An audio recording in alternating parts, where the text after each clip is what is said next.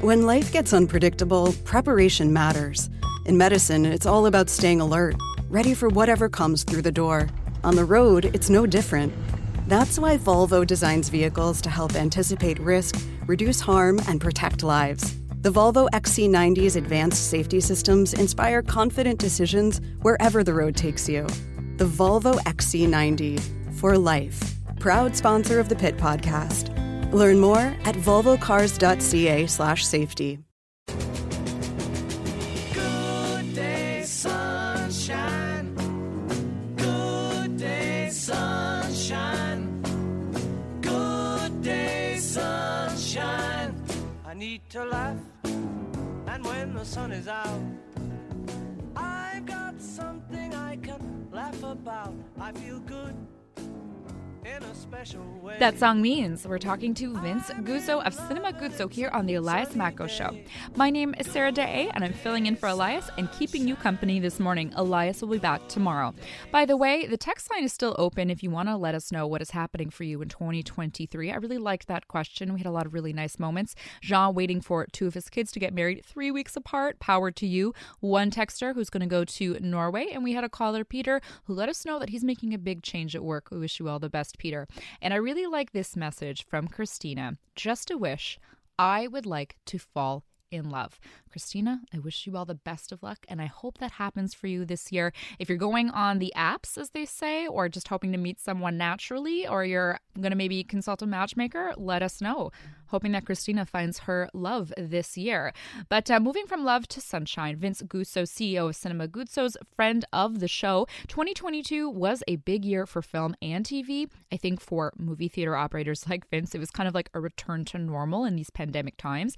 We had Top Gun Maverick hitting the screens, coming out as #1 across the board. James Cameron's second installment of Avatar: The Way of Water in second place. I think third weekend in a row at the top of the box office. But many critics are saying that this year was the year that superhero movies lost their box office dominance. So how will the next year fare? What do you have to look forward to in the darkened cinema? Vince joins me on the line. He is CEO of Cinemas Guzzo's. Good morning, Mr. Sunshine. How are you? I'm so good. How are you? I'm good. I'm in New York City. I'm headed back to Montreal later today. I was here for the ball drop and everything. Yeah. First time in my life that I was physically here. I've seen it before on TV, but I was physically here. So I had was here with the kids, and we had a great time. I was just thinking to myself on the weekend whether, it seems like something everyone should do, but I was like, I'm not sure if I want to be around that much people. Would you recommend seeing the ball drop in person? Yes, but you better get yourself a hotel where you can see it from your hotel room or whatever, because it is a zoo. Yeah. Literally, it's a zoo. It's crazy, crazy, crazy, crazy. I've never seen such craziness in my life. It's the closest thing to a military state or a police state. There was so much police all over the place and so forth and so forth. But it was great. Look, I got to be honest. The energy, the vibe, the whole atmosphere was worth it 100%. And because on the first, not everything's open and so forth and so forth, it allowed us to visit, New York landmarks. One of my kids actually took pictures of various locations where some of the scenes of Spider-Man were filmed. Oh, cool. So it was a great. Now, the real question you should ask me is, am I going to do it again next year? Yeah. And the answer is no. No. No. Been there, done that. One in a lifetime. Thing. I just think it's so funny that you go all the way there, but yet you got to watch it from your hotel room because it's just, there's too much security. I think the security is probably totally valid and needed, but there's a lot of people to be around. And so you watch it from your room. Yeah, the real problem isn't so in my case, I was staying at, for example, I was staying on 7th and 48th. So it's like literally I walk out of the hotel and I see the ball, right? So that's how close I was. So what's nice about that is I can actually go in and out the security areas with my key. I just show them my hotel key and I'm in and out. That's what I meant by, you got to get a hotel that's really in the perimeter that is locked down. But just to give you an example, when I drove in on the 30th, it actually took. So I got to New York and I got to where it's at 10 minutes away from my hotel. It actually took me an hour. Yikes. That 10 minutes turned into an hour because of all of the closures, because of all of this, the security perimeter around, and so forth and so forth. It is New York City, and it is, the city that is probably been one of the most affected cities from the terrorism. It's January 2nd, and we're getting ready for December 31st, 2023 with Vince Guzzo of Cinema Guzzo's. So headed to the box office, back to the movie theater, what stood out for you this past year? Well, look, what really stood out to me is that the noise. So I'm going to say something strange, but I don't want negativity about it. But okay. the non-script movies, the ones that don't have a deep story in them, are losing their way. So the effect movies, movies that are just about boom, boom, bing, bang, Fast and the Furious, for example, right? Mm-hmm. The first few had a story apart from the action and all of this. Now, anything that's just purely based on action, based on superhero without a depth to it, we've noticed in 2022 they didn't perform. So the shine is coming off like the Marvel movies, the adventure movies?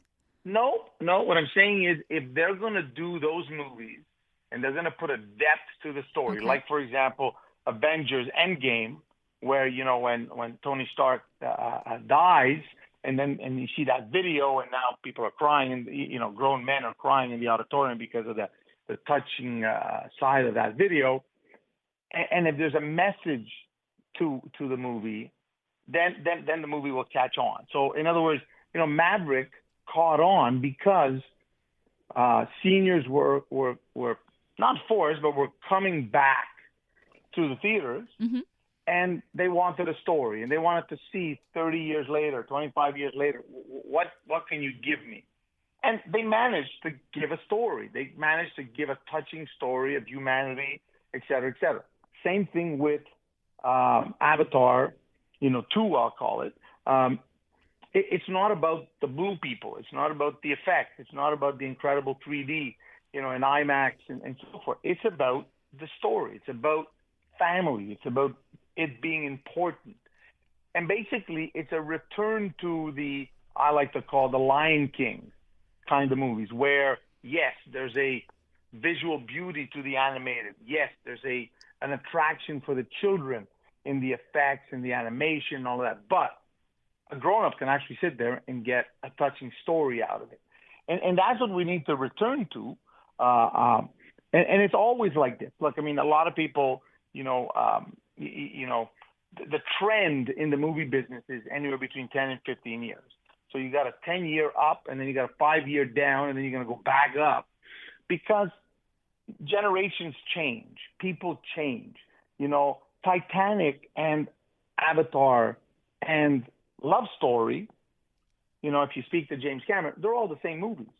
The only difference is that they have a different background. One's Romeo and Juliet at Harvard, the other one's Romeo and Juliet on the Titanic, and the other one's Romeo and Juliet in a made-up world that James Cameron invented with blue people, right? and with avatars.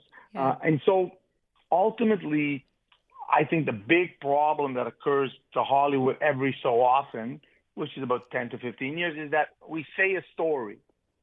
We know how to talk to this generation. What we don't know how to do is to talk to the next generation, because we don't know what's coming out. We don't know what they're seeing. We don't know how quickly they want the story, right?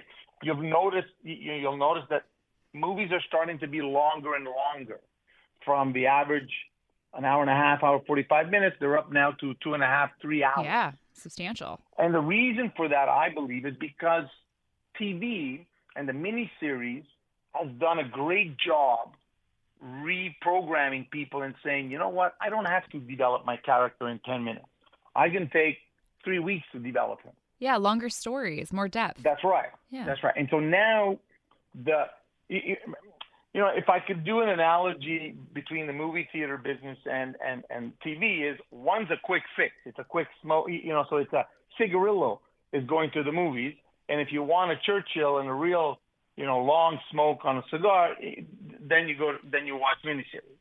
But technically a date, it's a 2 hour, 3 hour thing, right? Mm-hmm. So, and it's also a way, when you go to the movies, it's a way to be social without having to shake hands with everybody, without having to, us Italians like to kiss on the cheeks. I don't have to kiss anybody. I go into an auditorium full of people. I laugh with them. I cry with them. And then I go home. And then I have to interchange with them. So right, and so that's changing again, right? So I'm used to this. Every 10, 15 years, there's a cycle. There's a cycle. Yeah. So Vince, closing thoughts. What can we look forward to in 2023? Like, what are one or two titles that you think are going to be big hits that I'm going to want to be in theaters for?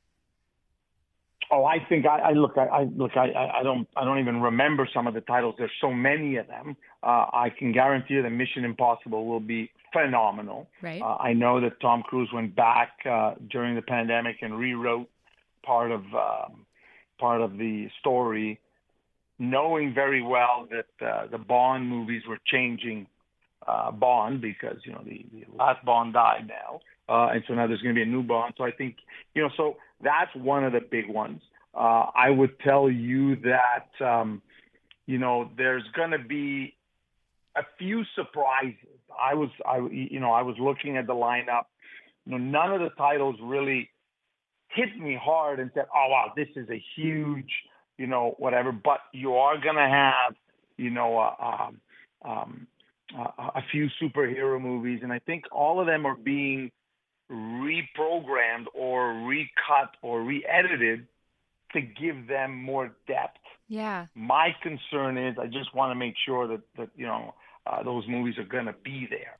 One of the things that happens in our movie in the business is, I was in Vegas in April for the movie show, and September, October were supposed to be the two best months of the year because of the amount of horror pictures coming out.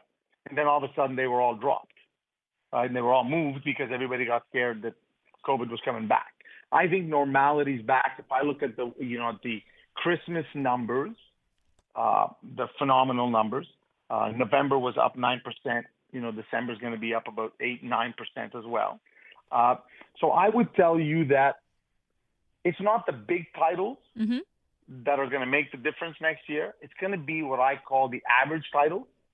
Will people go out next year to watch an average movie, basically saying to themselves, hey, I'm not only going to the movies for the event movie, I'm going to the movies because I want to go to the movie, right? The same way I want to go to a restaurant. I want to go, I go to an Asian restaurant to eat Chinese food or Asian food. And so, and it's not only, I'm going because I need to eat this kind of food. And, it's got to be, and it can't always be the high-end one that costs you $300 a person, right? So I feel like you have a rosy outlook on the year to come, and as a moviegoer, I'm encouraged by what you have to say. So we can look forward to a bit more heft in our in our films and our stories. Vince, I think you're going to get content. Awesome. More. I hear a lot of ears meat, perking up at meat that. around the bone. Yeah. Yeah. Vince, it's been so lovely to chat with you. I know you'll be back with Elias in February to give us an update on how all of that is going. Vince Guzzo is CEO of Cinema Guzzo's. Happy 2023. Thanks so much. Thank you very much. All Bye-bye. right.